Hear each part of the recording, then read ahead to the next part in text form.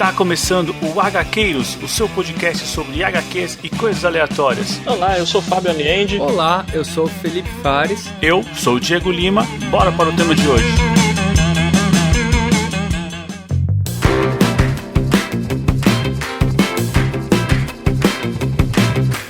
Avante, HQueiros, eu sou Diego Lima e que diabos é uma burraca? E aqui do meu lado tá ele, Fábio Aniende. Esbrode é você. Caramba, cara, como o meu repertório de ofensas ampliou lá no Tintin, hein? Caramba, demais, né, cara? Alguns que você nem imaginava que dava pra usar, né? Pois é. E hoje aqui, pra reforçar o nosso time, estamos com a nossa participação especial aqui, o Marcelo Aliende. Fala, Marcelo, seja muito bem-vindo. Ô, Diego, tudo bem? Ô, Fábio, beleza? Legal participar mais uma vez com vocês aí. Oh, nós agradecemos. Isso aí, é bom contar com especialistas. Porque hoje a gente vai falar de um clássico, né? Um clássico incontestável dos quadrinhos. Vamos falar de Tintin. O Fábio aí separou uma aventura bem interessante aqui, que ao invés de ser uma investigação policial, uma parada mais jornalística, vamos pra lua, né? É, só pra dar o devido crédito, a sugestão foi do Marcelinho, tá? Oh, então melhor ainda. Isso aí. Agora explica aí, Marcelinho, por quê? Porque das histórias do Tintin, se eu bem me lembro, acho que essa era a única que utilizou 2 álbuns. Também porque o tema de ir à lua eu sempre achei muito legal. É uma história que eu sempre achei muito bacana. Os desenhos muito bacanas, né? Aqueles desenhos de página inteira do foguete, da lua, da terra. Sem contar que é a história do próprio autor, né? Do Hergé. Ele foi o único que escreveu o Tintin? Olha, eu posso estar enganado, mas eu acredito que sim. Eu acho que ele usava, assim, desenhistas de estúdio para ajudar a fazer plano de fundo, cenário, essas coisas. Mas assim, eu não escrevia as histórias e fazia o desenho. Sim. O detalhe aqui interessante é que o Tintin foi pra Lua antes da Apollo 11, né? É verdade. Essa é a história de 53, né? O Rumo à Lua, a primeira parte aqui. Sim, é verdade. É de 53. Eu acho que o outro álbum, a sequência, se bobear, deve ser do mesmo ano ou do ano seguinte. Foram feitos juntos, né? Ah, boa. Pô, legal. E você falou dos desenhos, Marcelo, eu acho que uma característica interessante, eu não tenho muitas lembranças de ver muitos desenhos de página inteira no Tintin. E nesse aqui é bem impressionante, né? Assim, que o Hergé usa muito bem, né? O recuo, tanto a virada de página quanto a página inteira, né? Porque eu sei que eu tava lendo e tipo, eu tava lendo de boa assim, de repente eu viro a página, tá lá aquele foguetão enorme ocupando a página inteira. Pô, bem legal. É, muito legal. Essa é uma história diferenciada. E legal que você falou que isso foi em 52, 53, início dos anos 50, né? E eu não sabia a data exata, né? Fiquei sabendo agora. Mas lendo, eu sabia que foi em algum momento antes da Apollo 11, né? Bem antes. Mas lendo, eu já suspeitava que era do início dos anos 50, porque os desenhos do Hergé são muito detalhistas. E se você perceber, os automóveis são automóveis do início dos anos 50. Então eu tava imaginando aqui, pô, isso deve ser de 50 e poucos. Tipo, até deve ser de antes de 1955 isso aqui. E assim, os automóveis, se você olhar, tem alguns quadrinhos lá que tá até escrito lá no capô, lá, Dodge. Caramba! O desenho dele é muito detalhado, né? E é muito, assim, fiel à realidade. Você comentou do estilo detalhado do Hergé e tal, e assim, o Hergé, ele é um desenhista bastante influente, assim, na Europa, né? Também estilo, mas dentro lá da escola franco-belga, o Hergé é meio que o criador do estilo da linha clara, que se chama. Que é um estilo, assim, basicamente é tudo que a gente vê no álbum do Tintin. Assim, você vê que os desenhos, a linha, não tem diferenciação do traço dos personagens para os cenários, para os prédios, ou seja, tanto os personagens que compõem a cena, quanto o cenário, quanto todo, sei lá, céu, arquitetura, carros, etc., eles têm meio que a mesma importância na cena. Então o que a gente tem é meio como se fosse algo... Tudo tem total importância, você não vê os personagens se destacando, tendo um grande destaque. Com esse estilo, o Hergé, assim, ele foi bastante influente na escola de desenho europeia, né, na tradição de quadrinhos europeus. Ele influenciou bastante gente que veio depois. E aí até gente que depois até promoveu a evolução do estilo da linha clara. Até porque ele é um dos primórdios ali, né? O Tintin é do quê?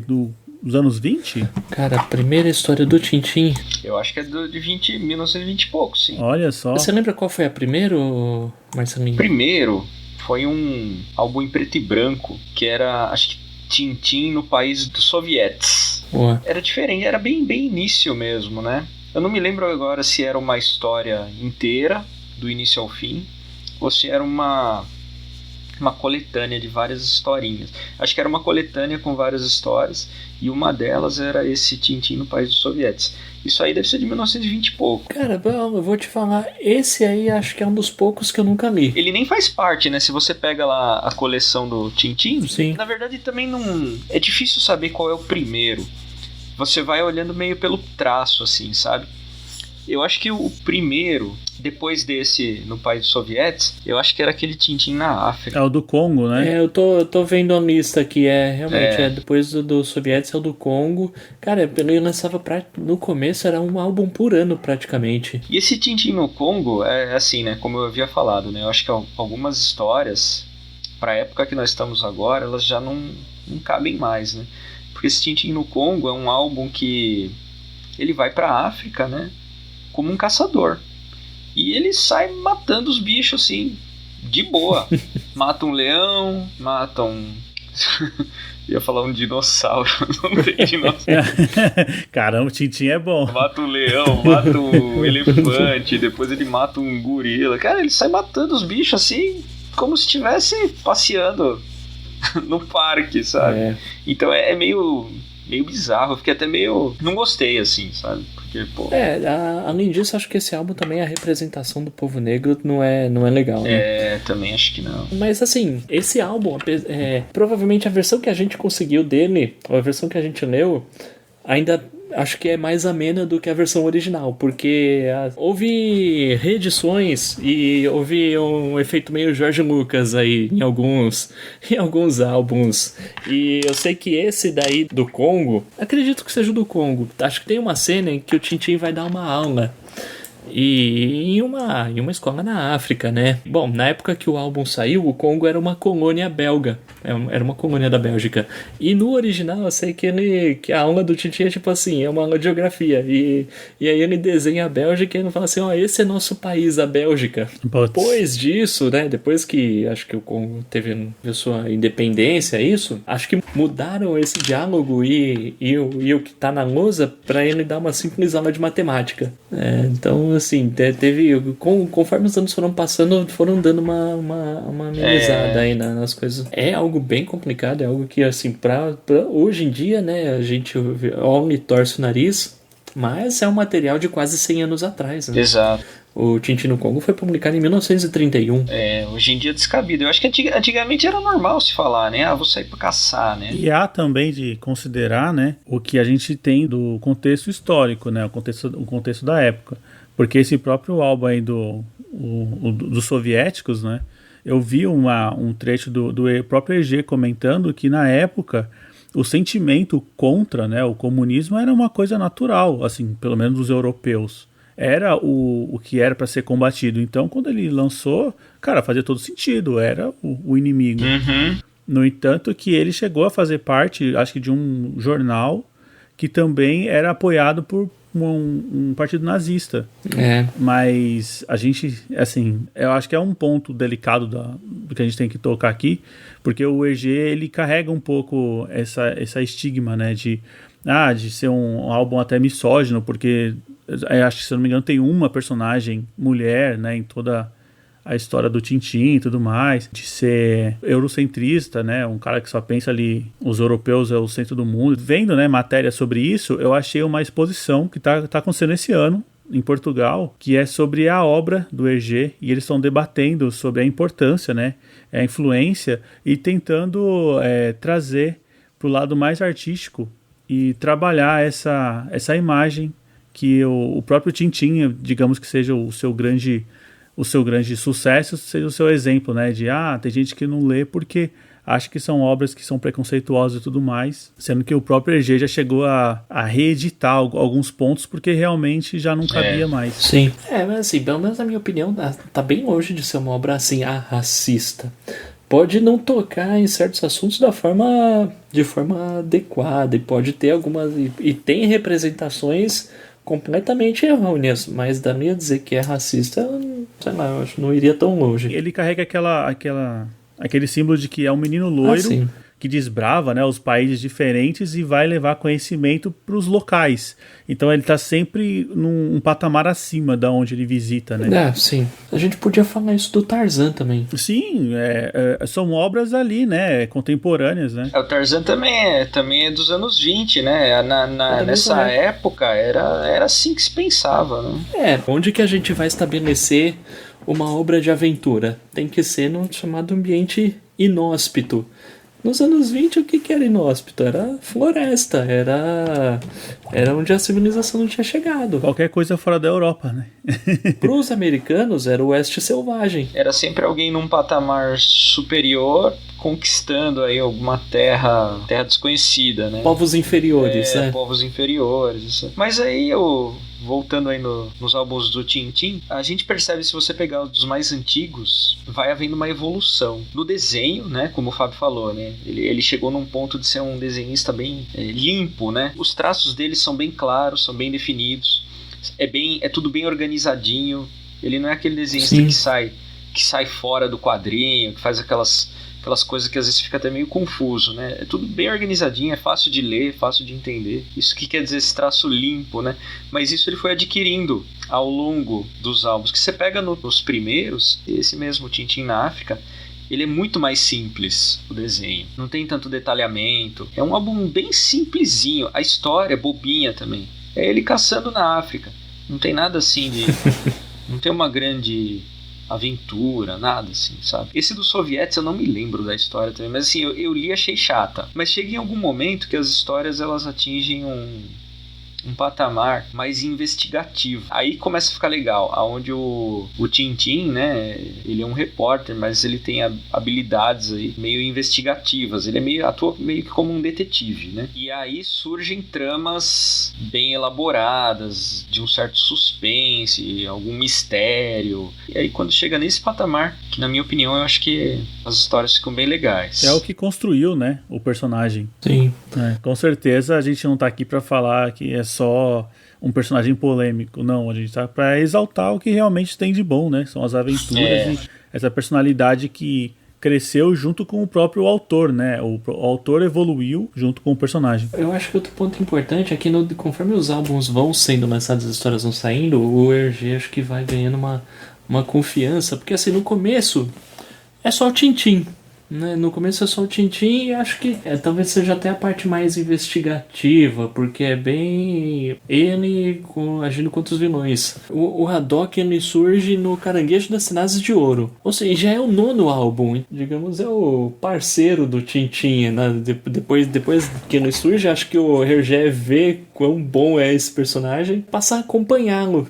Cara, e aí a comédia começa a correr solta, né? Porque o Haddock é um beberrão incorrigível, né? Que só faz besteira. Depois surge o Professor Girassol, né? Acho que tem até um álbum aí que é o Caso Girassol. Não sei se é nesse que ele surge. Mas ele surge também de uma dessas histórias e se junta lá com eles lá e depois começa a aparecer em todas também. Sim, eu não tenho certeza onde que surge o Dupont e Dupont. Também não. Ah, não, Dupont e Dupont já aparecem logo no Tintin no Congo. Ah, já?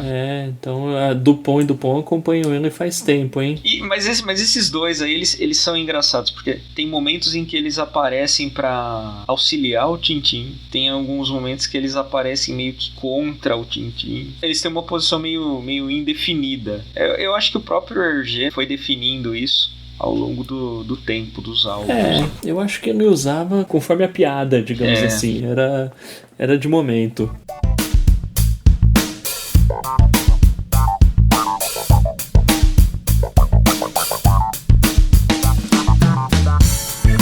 E aí, pessoal, temos um recado pra hoje? Opa, temos sim, hein? Que beleza. Temos aqui um recado do nosso ouvinte Diego. Vamos ouvir? Vamos sim. Fala, HQueiros, aqui é Diego de Santos, São Paulo, caminhoneiro. Queria parabenizar vocês pelo programa, muito bom. Eu não tinha a cultura de ler quadrinhos, mas depois que eu comecei a ouvir vocês, comecei a correr atrás e conheci muitas histórias boas através de vocês. Muito obrigado.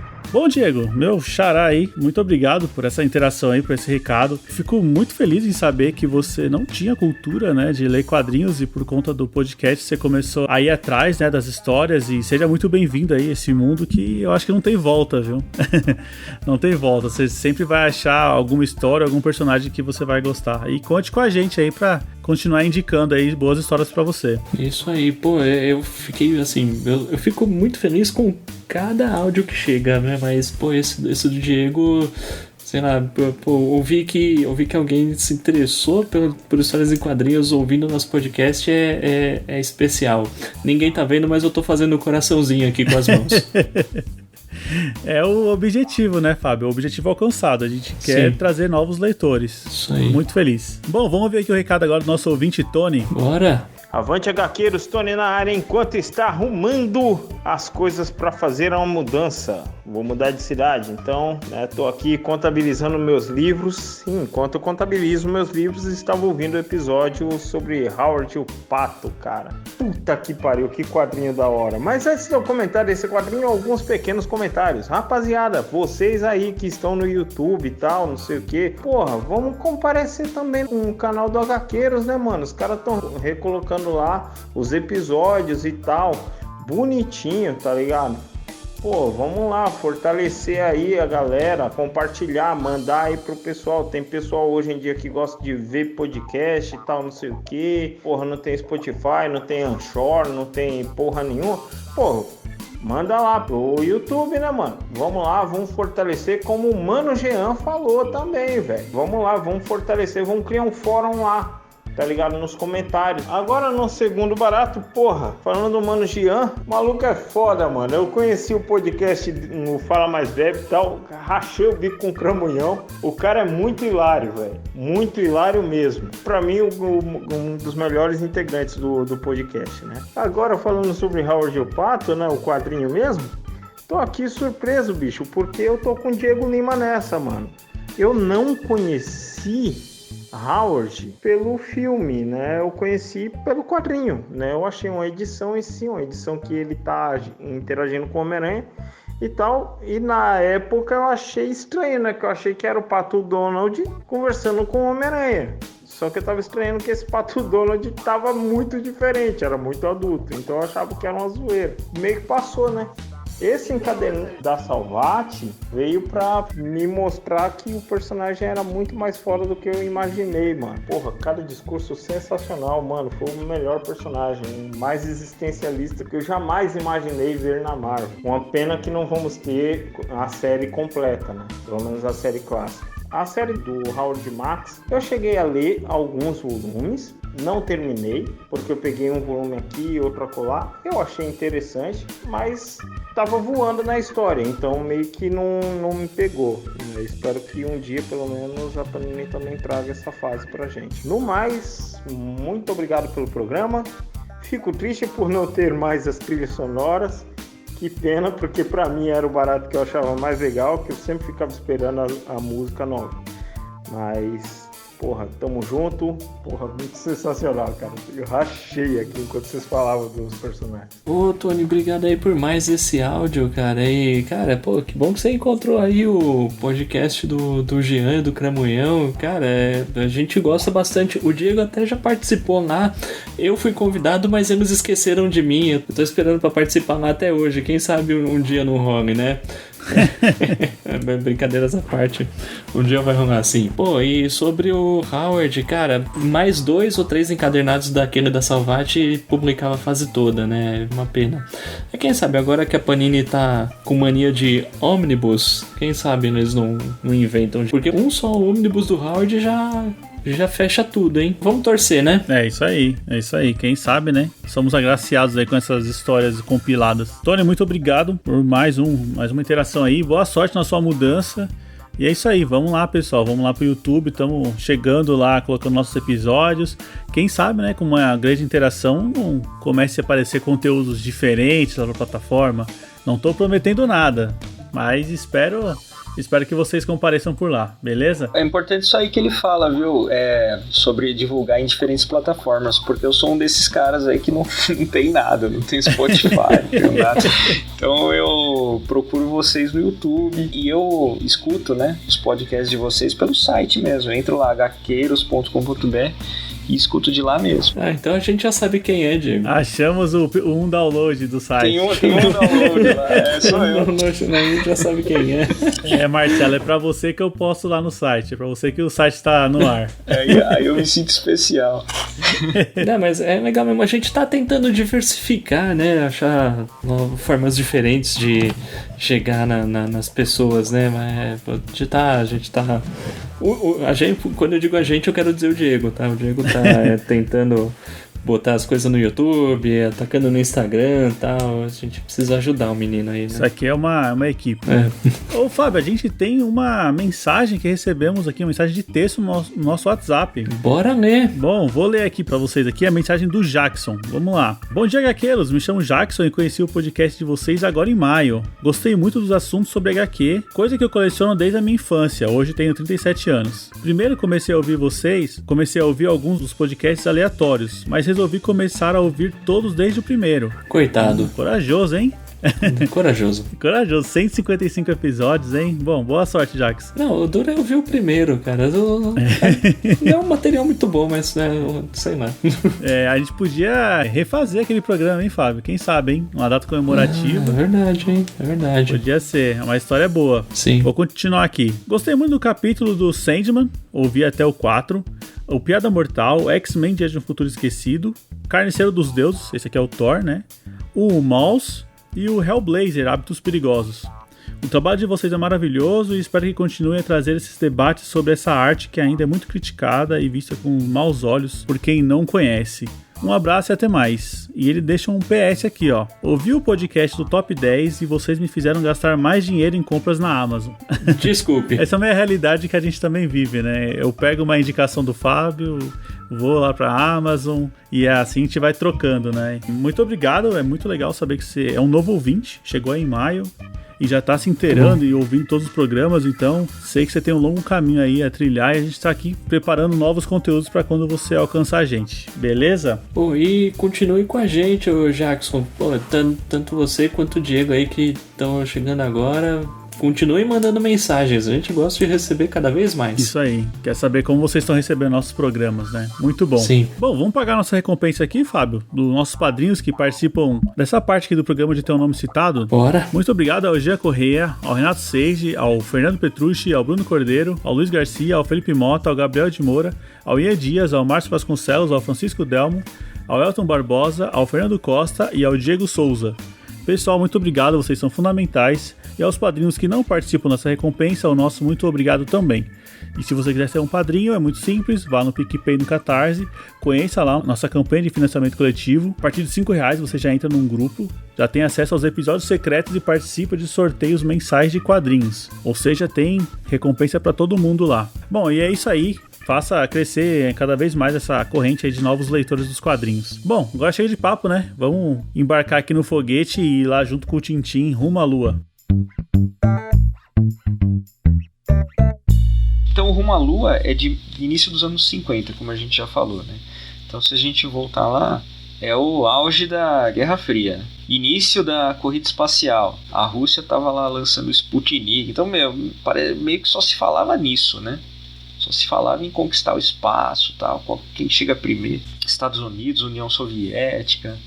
Mas eu acho que esse tema da conquista do espaço estava muito em alta. Tanto que até a Disney apareceu com histórias assim. Dessa mesma época, início dos anos 60, 60 e pouco, ainda um pouquinho mais tarde, teve muitas histórias do Tio Patinhas, até indo pra Lua. Pô, bacana. Indo pra Lua, em foguete também, antes da Apollo 11. Então, era a corrida espacial, né? E o engraçado é que se você for ver, o foguete que eles usam no álbum do Tintin, né? Parece que o Hergé antecipou muita coisa do que viria a se tornar realidade.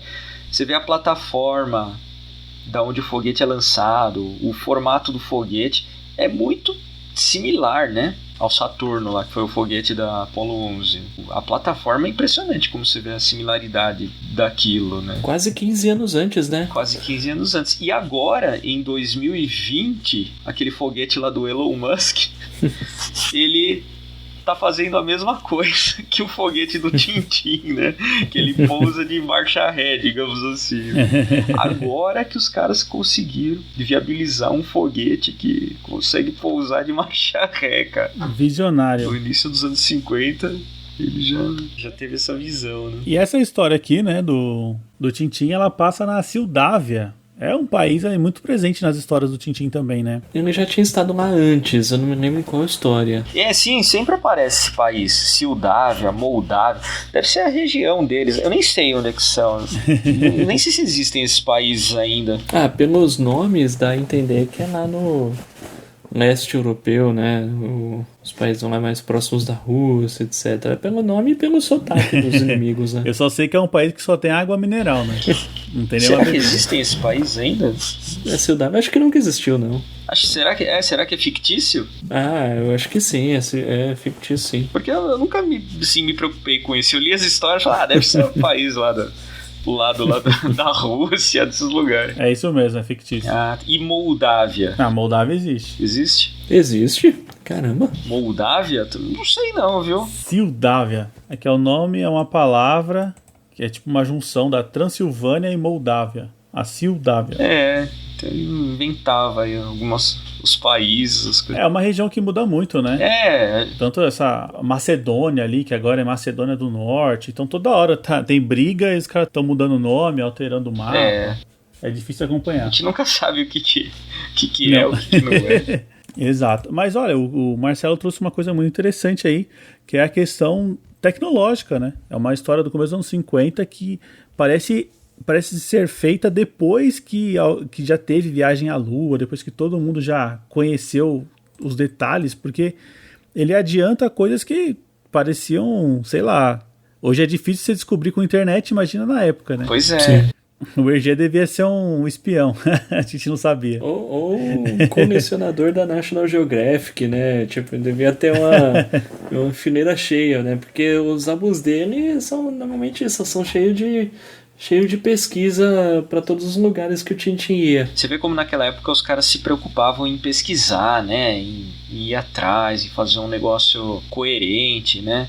Você vê como ele explica o funcionamento do motor do foguete, como que transforma o urânio em plutônio. Um negócio avançado, né? A questão da órbita, né? O foguete tem que fazer tal volta e não sei o quê. É uma parada que não é qualquer um que escreve. Não, e hoje em dia o pessoal vai no Twitter falar que a Terra é plana. Pois é. Então, nesse álbum do Tintin, quando eles veem a Terra pela primeira vez, ela é esférica, né? Sim, ainda bem, né? Ainda bem, senão ia pegar mal, né? Já pensou? Os caras olham lá de cima do foguete, olha, a Terra é plana. Plana. Pra mim, as histórias do Tintin melhoram muito quando o Haddock começa a fazer parte. Vira outra coisa. Sim. O Capitão Haddock é muito bom. É o motor ali, né? Sim. O que me entregava um pouco à época foi a questão do humor físico. É muito influenciada pelo que estava acontecendo no cinema, né? Ali do cinema dos anos 40, acho até um pouco antes. A gente se vê, assim, muitas vezes dando risada de uma topada na porta, o cara tropeçando. É muito, assim, até inesperado, né? O punchline da piada aqui é sempre alguém se ferrando fisicamente. Tem muitas gags, né? Muitas piadinhas ao longo da história. Tem personagem só pra isso. Um negócio meio gordo e magro. Charlie Chaplin, né? Buster Keaton, esse tipo de coisa, né? Jacques Tati. Bem isso mesmo. E realmente, tem personagem que serve só pra isso, né? A dupla de investigadores lá é o exemplo, né? Nossa, mano, esses caras são demais, cara. Meu Deus do céu, eles são incríveis, cara. Os caras investigando esqueleto e tal, é muito engraçado. Sim, da hora. Eu não sei se vocês perceberam essa, eu demorei pra perceber essa piada, porque no começo, assim, ó, elas são muito sutis e muito inteligentes algumas. Tem duas que eu acho muito legais, que é do primeiro, do Rumo à Lua. Primeiro, tem vocês devem ter percebido lá que o professor Girassol, ele tá usando uma cornetinha. Ele é surdo, né? Aí ele resolveu aparecer com uma cornetinha para escutar o que os outros ouvem. E tudo bem, né? Só que aí tem um momento que ele tá discutindo um assunto lá com o capitão, lá com o Haddock, e tá com a cornetinha. E, quer dizer, ele acha que tá com a cornetinha. Pô, eu vou começar aí. Só que não é a cornetinha, é o cachimbo do capitão. Cara, e ele achando que tá escutando tudo, que não tá escutando nada. E o capitão falando um monte de coisa e ele, tipo, nada respondendo os negócios nada a ver, cara. Mas é que falando assim fica sem graça. Tem que olhar o álbum. Tem toda a construção, né? Cara, ele constrói tudo. Parece que ele inventou a história da cornetinha só pra fazer aquela piada com o cachimbo do capitão. E é bem sutil, mesmo do desenho, ele não dá uma grande ênfase pro fato de que o Girassol trocou a cornetinha pelo cachimbo, né? Mas quando você for ver, quando você vê, ele já tá lá, né? Exato, você tem que ficar procurando. Porque eu li, falei, pô, mas por que ele não entendeu? Ele não tá com a cornetinha? Aí eu comecei a procurar. Foi exatamente isso. Eu comecei a falar, não, peraí, o que aconteceu aqui? Comecei a procurar no desenho e eu vi que ele não tá com a cornetinha, ele tá com o cachimbo do cara. É exatamente, ele não dá pista nenhuma. Então você tem que ficar procurando pra entender, né? Se você lê rápido, você passa batido e não pega esses detalhes. Outra piada muito legal é a história do esqueleto. Essa piada é incrível, porque ela começa em um álbum e termina no outro, né? Na hora que eles mandaram lá no final do segundo álbum, eu comecei a dar risada, né? De um jeito, cara. É muito idiota, né? Muito idiota, mas é um idiota assim, tipo, pensar, mas conta aí, Marcelinho, vai lá, te interrompi. Não, essa do esqueleto, eu lendo o álbum aqui, eu ria sozinho, porque assim, eles passam diante de uma máquina de raio-x, e assim, são os dois irmãos gêmeos, né? E cada hora um passa atrás da máquina de raio-x e o outro tá do outro lado, então ele vê, quando o cara passa atrás do raio-x, ele vê o esqueleto. Então, um passa e fala, pô, tem um esqueleto aqui. Aí o outro, você tá de sacanagem, não tem esqueleto nenhum, eu vou aí ver. Aí eles trocam de lado, como eles são gêmeos, os dois veem o esqueleto um do outro. Cara, e ficam os dois procurando o esqueleto e ninguém acha o esqueleto. Depois eles vão numa sala de autópsia e encontram um esqueleto real. Um esqueleto real. Aí eles prendem o esqueleto. Algemam o esqueleto. É muito idiota, assim, não tem nada a ver com a história. E aí no álbum seguinte, quando é revelado quem é o bandido, quem é o espião, o que tá acontecendo e tal, aí eles falam assim, não, agora deixa eu investigar, né? Aí você pensa que eles vão falar alguma coisa séria. E ele pergunta assim, confesse, é você o esqueleto, não é? Esses dois são muito idiotas. Parece que é um elenco inteiro de idiotas, né? Porque, com exceção do Tintin, que é o único esperto ali, o único inteligente, corajoso, sagaz, etc, tal, né? Mas, pô, você junta o Haddock, junta o Girassol, junta esses dois, não, é só atrapalhada, é só idiota. É só idiotices. Mas você falou sobre o Tintin ser o mais esperto, mas a gente tem o Milu, né? Sim. O cãozinho do Tintin. É verdade. Que a gente acompanha os pensamentos do cachorro e o cachorro tá sempre julgando os humanos. Mas, mano, o que esse pessoal tá fazendo, cara? Beleza, o Tintin é o único esperto, mas é um recurso lá do autor que é assim, é uma série juvenil, né? De infantil mesmo pra juvenil, digamos assim. Então é mais pros jovens leitores terem com quem se identificar. Eles vão se identificar com quem? Com o personagem principal, né? E é daquele jeito, pros olhos lá da criança, os adultos são todos uns bananas, né? É bem sagaz isso, né? Mas vocês perceberam que principalmente no primeiro álbum, né? O Tintin, ele é mais um personagem coadjuvante, ele muito pouco aparece. Sim. E atua, né? O protagonista do primeiro álbum, que é o Rumo à Lua, é o professor Girassol, né? Meio que é um negócio que vai se armando e, assim, é tanta comédia, tanta palhaçada que o Tintin, por ser mais sério, não tem muita atuação, espaço, né, pra sobressair entre tantos xingamentos do Capitão Haddock, né? Uma metralhadora de ofensa, né, o Haddock. Sim.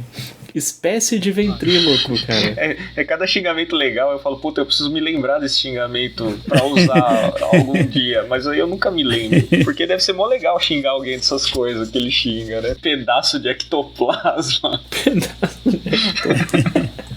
No desenho ele não era tão assim, né? No desenho ele não... Ele tinha as expressões, né? Com 1000 raios e trovões e etc. assim. Ele só usava essa. Mas ele não xingava. Que eu me lembro, né? Já faz tempo que eu assisti, né? Mas não me lembro dele xingar tanto, não. Mas aí, como quase toda aventura, né? Tem o chamado aqui do nosso herói que é por acidente, né? Por acidente que eles aceitam a viajar na Lua, né? A primeira tripulação aí. Até por um erro de audição do professor Girassol, que ele não tá ouvindo e fala, o quê? Você aceita ir pra Lua? Ele aceitou! É aquele momento que ele tá com o cachimbo no ouvido ao invés da cornetinha.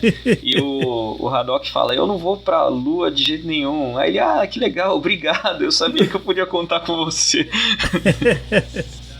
E aí já era, né? E fica por isso mesmo. E o incrível é que assim, a tripulação pra ir pra Lua é o Girassol, o surdo, o Haddock, um bêbado, o Tintin, o Milu, né? Milu, o cachorro e o outro que no fim acaba sendo espião. Não podia ter tripulação mais adequada, né? Foi pra Lua. E pra completar o quadro, depois que o foguete decola, eles descobrem que os dois policiais se infiltraram lá porque eles acharam que ia ser... que o lançamento ia ser 1h, não 1h. Então eles passaram a noite no foguete. Fora que durante a viagem acontece de tudo, né? Eles desligam o foguete, liga de novo o foguete. Que o cara enrosca a bengala lá numa alavanca e desliga o motor e tudo bem. Aí o outro fala, eu vou embora e sai do foguete. O Haddock enche a cara e fala assim, eu vou voltar pro meu castelo e vai embora. Abre a porta e pula do foguete, meu, é demais. E tudo bem. E eles chegam na Lua. Já o Explorando a Lua, o rumo à Lua é meio que só palhaçada, né? A preparação, né? É, meio que a preparação, não tem muita ação. Não. O Explorando a Lua tem um pouco mais, né? Tem lá um momento que o Tintin se perde numa caverna lunar. E, assim, tem um pouquinho de tensão a mais. Ele até acha gelo na Lua, né? Acha. Então, o Explorando a Lua, o Tintin, ele volta a adquirir um pouco de protagonismo, né? Porque a maioria das situações críticas é ele que resolve, né? Eu acho que era assim. Na época, tava na moda esse papo de Lua, de conquista espacial e tal. E eles devem ter pensado, precisamos fazer alguma coisa com essa temática aí. E eu acho que não tinha muito que explorar, assim, em termos de, preparação para ir à Lua. Porque ele fala tudo que ele pode, né? Ele fala como funciona o motor, a reação atômica, ele dá a planta do foguete. E aí ele fala, preciso encher linguiça. E aí ele inventa um monte de piada aí. Entre uma coisa e outra ele vai inventando piada, né? E aí quando chega na Lua, imagina, ele tem que inventar, porque eles não sabem nada, ninguém sabia nada do que tinha na Lua nessa época, né? Tinha foto do que já tinha de telescópio na época, né? Que também não era grande coisa, né? Mas era isso. Eles já sabiam algumas coisas, né? Já sabiam que era um deserto, que não tinha nada, assim. Tanto que ele fala, né? O que ele fala depois é a mesma coisa que o Armstrong fala também, quando chega na Lua. Nossa, é uma paisagem desolada. Acho que ele usa até a mesma... uma frase parecida, não a frase do passo lá. Tem um momento que ele fala lá que é uma paisagem desolada, alguma coisa assim. Muito bom. É pra garantir que não foi nem americano nem russo, né? Os primeiros foram os belgas, né? Aí pra Lua. Então, foram os belgas. E também o Hergé, muito esperto, né? Já pra garantir a sua encheção de linguiça aqui no segundo volume, dá um jeito de meter aí os investigadores dentro do foguete também, né? Os gêmeos vão parar lá na Lua também. Eles não podiam ficar de fora, né? Eles queriam falar sobre a Lua, mas que não tinha muito o que falar, né? Sim, não, pior que eu tô lembrando aqui, o Haddock fala, depois que eles descobrem o espião e prendem ele, o Haddock fala pra um dos gêmeos, assim, fica de olho nele, hein? E aí depois o cara foge e o gêmeo fica de olho. E depois o Haddock pensa assim, ele fugiu. Pois é, eu fiquei de olho conforme se pediu. Só de olho, né? Eles são muito burros, né? Mas é um alívio bem legal, porque Pelo menos assim, esse foi a primeira vez que eu li, né, o Tintin.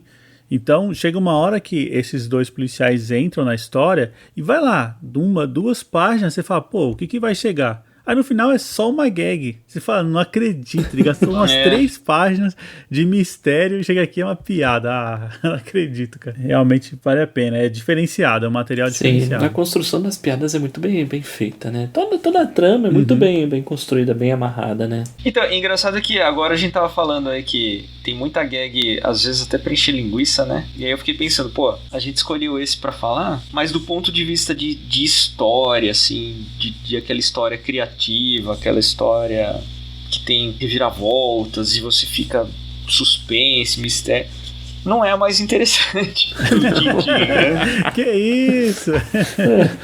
Olha essa botagem aí, meu. Não, é assim, eu concordo, né? É mais pela relevância, digamos, histórica, e porque no fim das contas, são 2 álbuns em um, né? Então é uma história assim um pouco maior. E é um lugar inusitado também, né? A Lua, pô, é interessante, uma história dos anos 50, é legal. A arte, né? Os desenhos. É muito legal ficar olhando. O legal é ficar olhando os detalhes dos desenhos. Você olhar cada quadrinho, né? Porque o Hergé, ele faz uns quadrinhos, às vezes, que são muito pequenininhos. Mas mesmo esses são detalhados, né? De novo, assim, já faz muito tempo que eu li as histórias do Tintin, mas eu realmente não me lembro de algum outro álbum que tenha desenhos de página inteira. Talvez tenha algum outro, mas sei lá, acho que aqui ele usou e abusou desse recurso, porque tanto o foguete quanto no espaço tem uns desenhos bem bonitos ali. Isso aí reforça o que o Marcelo falou, hein? O cara não tinha tanta história. Caprichou, né? Caprichou no resto. Começa a preencher o espaço. Tá certo, né? Mas ainda foi marcante, né? Porque quando o Fábio me perguntou, pô, sugere um aí, foi o primeiro que me veio na cabeça, né? Eu gostei bastante, foi o meu primeiro contato com os quadrinhos do Tintin.